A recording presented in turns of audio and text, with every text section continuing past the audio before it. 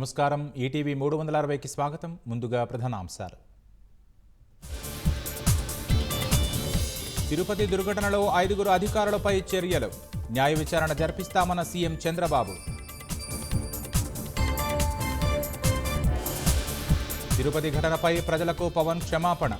EO, AEO బాధ్యత తీసుకోవాలని ఆగ్రహం. ఆసుపత్రిలో బాధితులను పరామర్శించిన చంద్రబాబు, పవన్. మృతుల కుటుంబాలకు 25 లక్షల పరిహారం ప్రకటన. అసభ్య పోస్టులపై వర్రాను ప్రశ్నించిన పోలీసులు. ఎవరి ప్రోద్బలంతో పెట్టారంటూ రెండో రోజు విచారణ.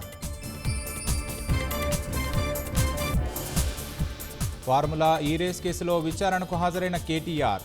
విదేశీ సంస్థకు డబ్బులు చెల్లింపుపై ప్రశ్నించిన తెలంగాణ ఏసీబీ.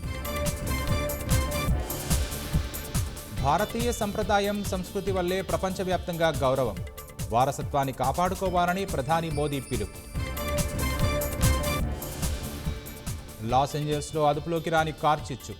బైడెన్ కుమారుడు సహా హాలీవుడ్ ప్రముఖుల ఇళ్లు దగ్ధం.